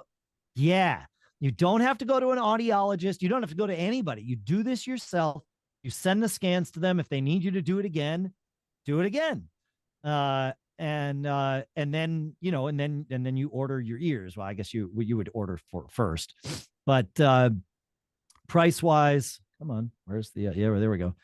So, starting at $299, which I know is a lot of money for custom fit earphones. It's, and they got 50% off with a 50 code. So you get $150 for these. I would consider these the hybrid because you can see they're hiding it from us nicely. But this little tip here is actually there's a little rubber thing on it, but the rest of it is all custom fit. And it really does. I have a pair of these and they fit nicely. They also now have traditional fit in-ear monitors, which are fully customized. You might like these other ones better though. The same price, $299. And I've been super impressed with these things. At this price, you scan yourself. So most of the time, even if you can get a set of, dual driver custom fit in-ear monitors for $400, that's a great price. But on top of that, you've already gone to your audiologist for somewhere between $50 and $200 to have your ears molded. Yep. And so this really saves a ton on that. So that's Waves Custom. So I will put that link there. Fun stuff. And they're good folks. I've known them for a long time. I was shocked to see them at one of the CES events. But Now, yeah. they don't dare to call these hearing aids though, do they? No, and they're not built to be hearing aids. They're earphones, they're headphones. They're for listening to music. Yeah, they don't have microphones in them. So they're not right. They're not taking the ambient sound and adapting it or amplifying it or anything. They are wired. I mean, they do have Bluetooth versions too, but they are taking sound from another device and putting it in your ears. And because I'm obsessed with hearing health and have been since I was 14 years old, I will share. Earplugs are great for protecting your hearing and are considered hearing protection devices.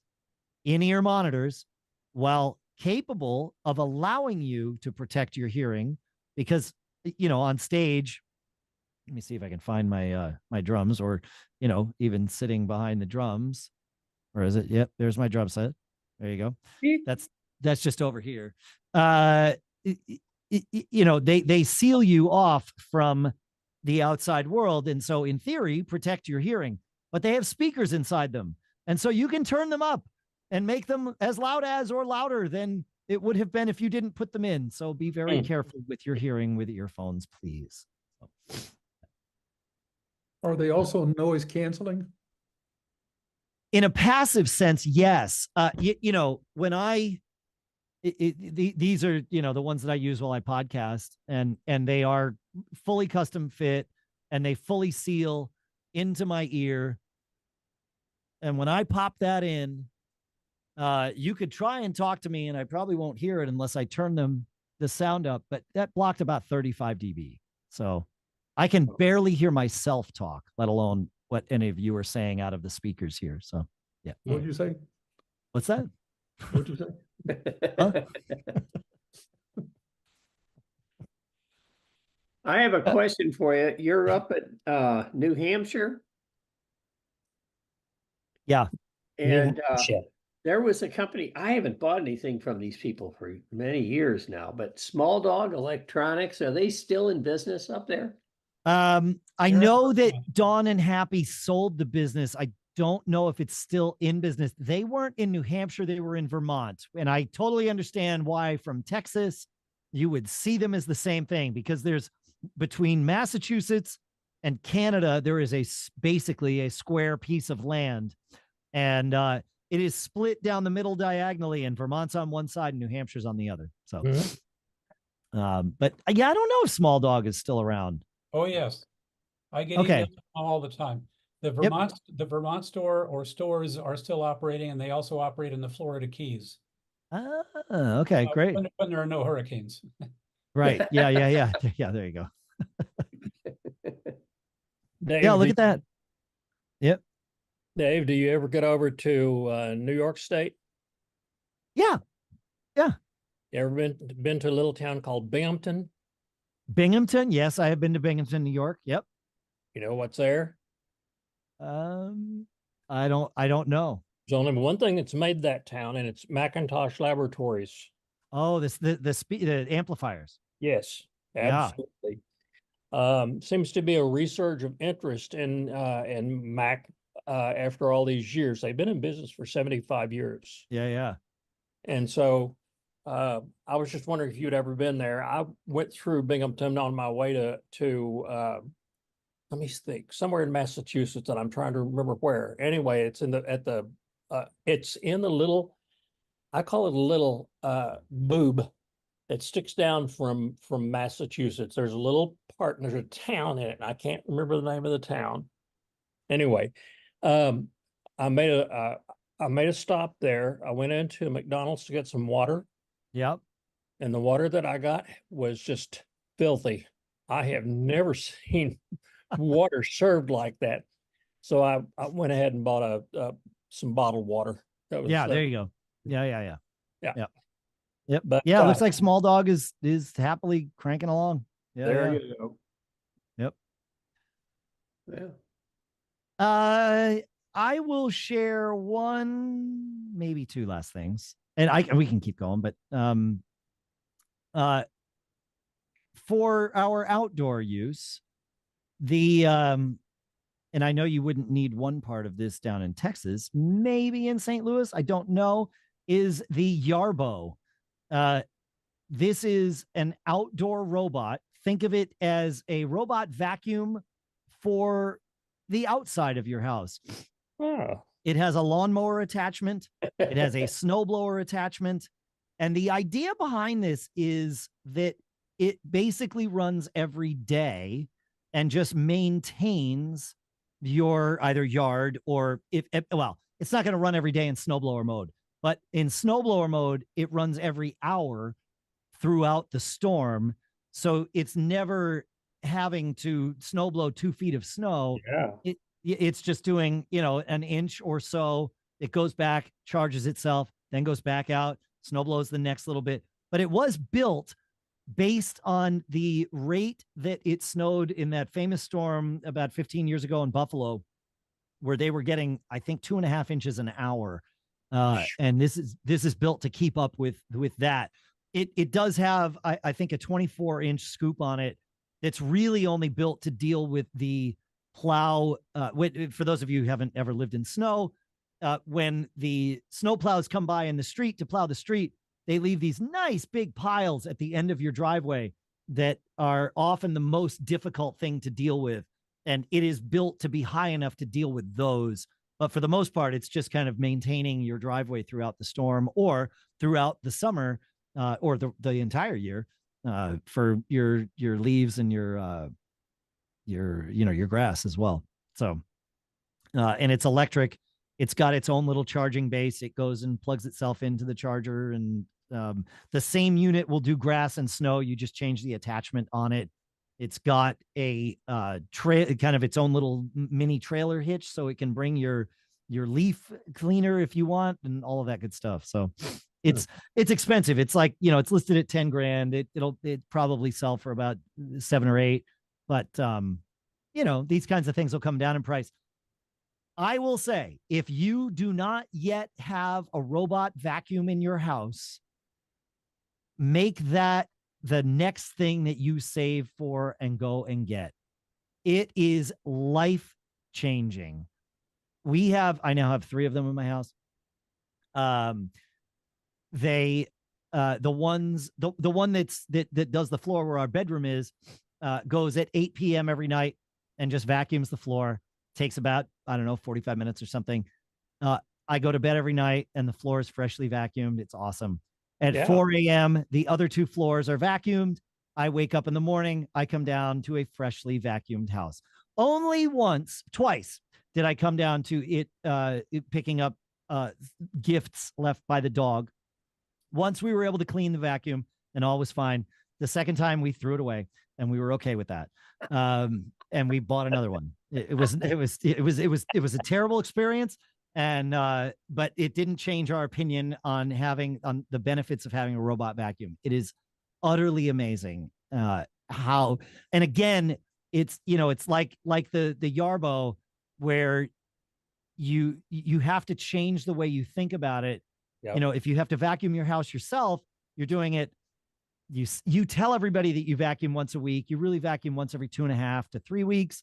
And this, and with the Yarbo, or with a lawnmower, you say, okay, I'm going to mow my yard once a week or once every 2 weeks or whatever. That does it every day. The same with the vacuum. Let it do it every day. It stays ahead of it all.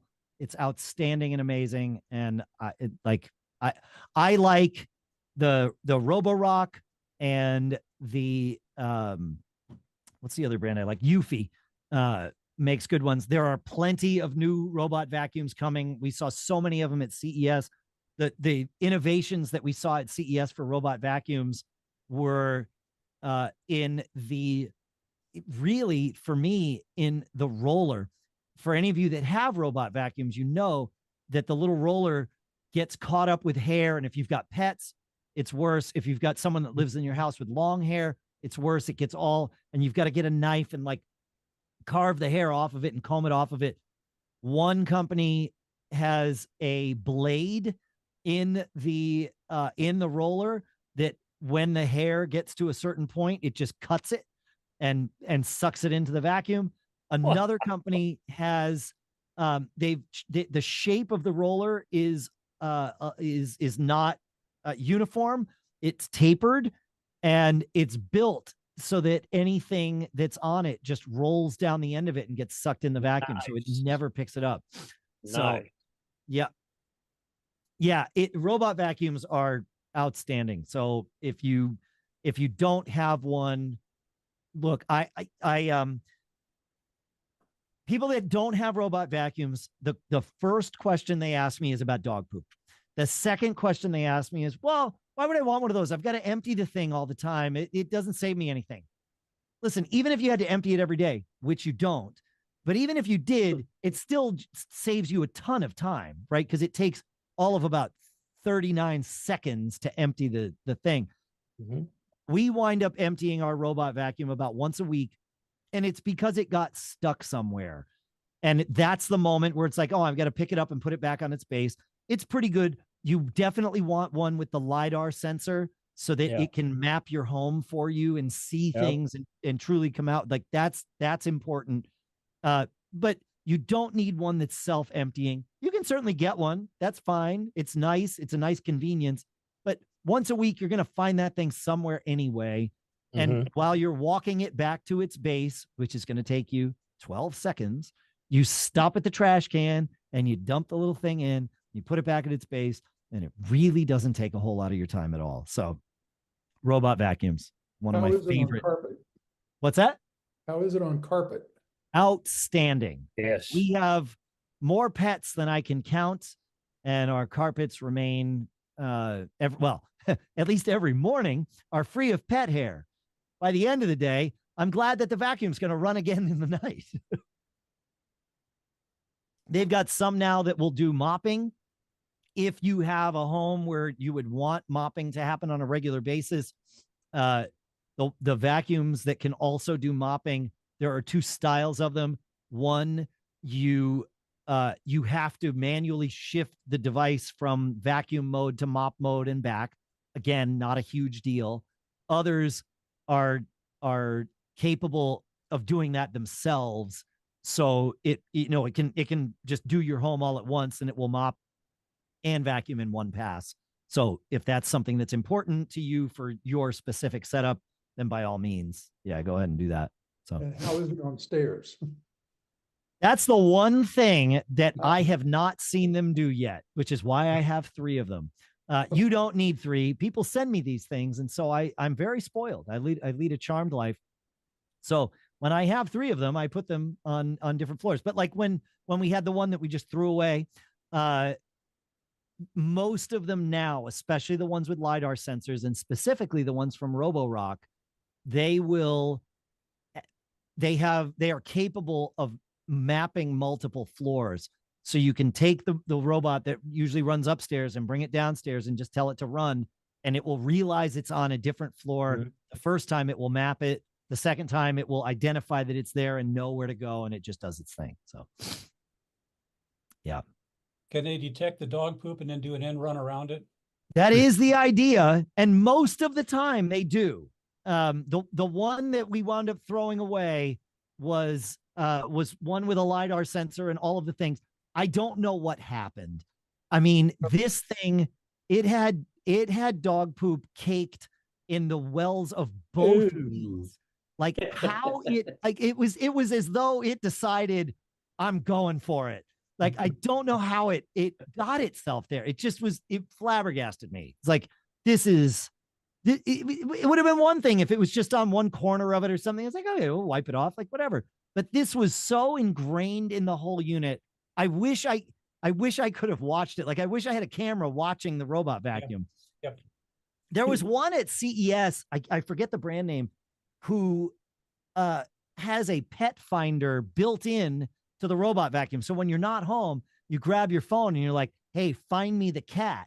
And it will drive around your house, and using, ML, or as we call it now, AI, pattern matching, it will, find the thing that looks like the cat, and it will shine its little camera on the cat and, be like, there's your cat. So yeah. So they do, they can identify all these things. And it makes a huge difference. We have, one of our cats loves to play with pipe cleaners. We had this cat for 2 years before we realized where we had a stash of pipe cleaners in our house. It would come up with new ones all the time. And the first round of robot vacuums that we had, twice a week, the thing would stop somewhere because a pipe cleaner, got wrapped around the roller. And now that doesn't happen anymore because the thing identifies it and it just doesn't end around. Yeah. Yeah. It does a good job. So. Hey, I've got a question for you. Absolutely. I was online the other night and I was addressing something that had to do with security. Okay. And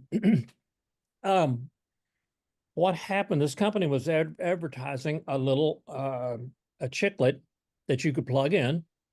And what would happen is it would restart your computer on the operating system in the chiclet.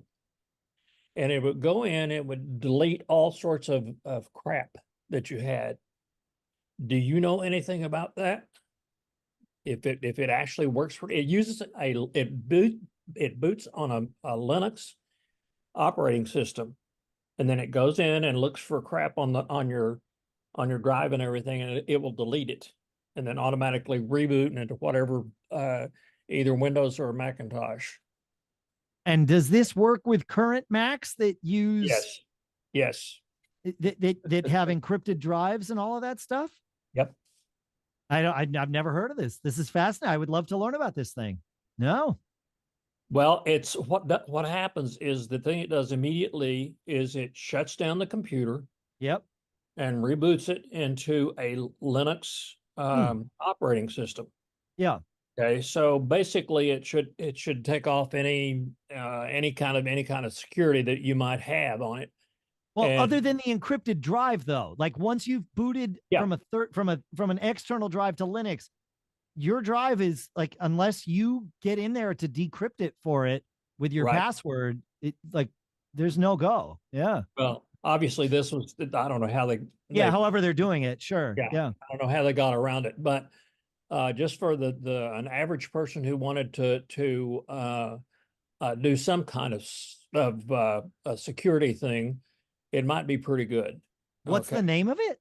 I can't remember right now. I looked for it and let me look at it. For it. Yeah. Let us all know. Shoot me an email, Sure. feedback@macgeekgab.com.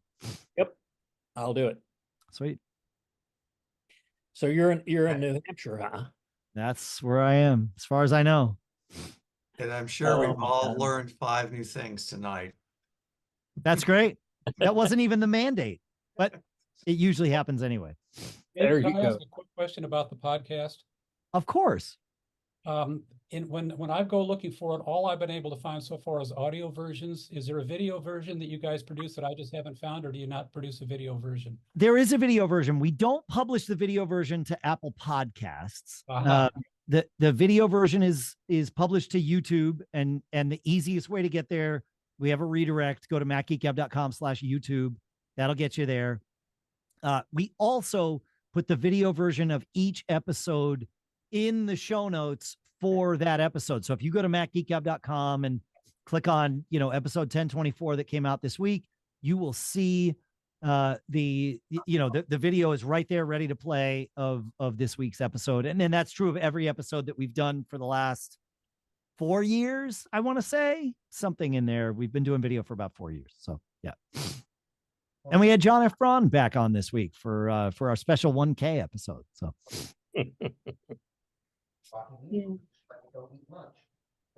which is crazy that we've done 1,024 episodes of that show, but here we are, 19 years and counting, almost 19 years and counting. Yeah. And I just like to say, if you haven't listened to his podcast, it's definitely, I highly recommend it. I try to catch it every week, and you guys will learn a lot on there if you haven't listened to it before. Absolutely. Thank you for saying that. Yeah. I learn a lot every week. So I I feel like I get to learn the most because you know, I have to digest it all in order to produce the show. So I love it. It amazes me how much there is to learn all the time. And there's no way that any of us could ever know all of the things. I mean, our content comes as much from our community, if not more, than it does from us. It's, you know, we are the fortunate stewards is how I think of what we get to do. So yeah, it's great. King of the vac robos. There you go. Yeah, there's something there. Yeah. Well, thank you for having me again. It's always a pleasure. Well, thank you for joining us again. It's always interesting to hear what you have to share with us. I never know how, just like the podcast, I never know how these things are going to go. I have to tell you that you ran out the battery on my iPhone 15. Success. Cookie, you'll have to take a look at that recording when Robert finishes it. Yep. Yeah, I Okay. have to watch the very end because it was just for a little while. Like I say, when we do the podcast, for somebody who didn't get to listen when we record live, don't worry, we recorded it for you. So There, Yep. there you go. Yep. Well, it was great hearing you again. You were just so excited and so excited to listen to as well. Amazing. Well, thank you. No, it's a pleasure. Thank you. And I went to look up Rock Robot. Robo Rock. Yeah, I put all Robo those Rock, links yes. in the meeting chat. So Yay. yep, they're all there. Yes, you've been very diligent about adding URLs. I do it. What I was doing here, I do live when we record the show. I'm adding URLs constantly. I don't know what's wrong with me that lets me do those two things at the same time, but it is what I do. So I just let the habit kind of flow because I know how valuable those links are. Like it's super valuable to have that stuff. I've checked your show notes several times looking for links. Yeah. Yeah. Well, if you go to macgeekgab.com, you can subscribe and then you'll get the show notes just pumped to your email every week. I do. Okay, good. Great. Yeah, more and more people keep subscribing because I keep having to pay MailChimp more and more money every month. So I guess that's a good thing. Well, I think it's about time to wrap this up. Thank you again, Dave, for an excellent program this evening. My Thank pleasure. you, Nathan, for making those arrangements. So to the rest of you, it's time to call it quits for tonight and see you guys virtually in a couple of weeks for the coffee meeting or next month at March for the regular meeting. Y'all have a good night.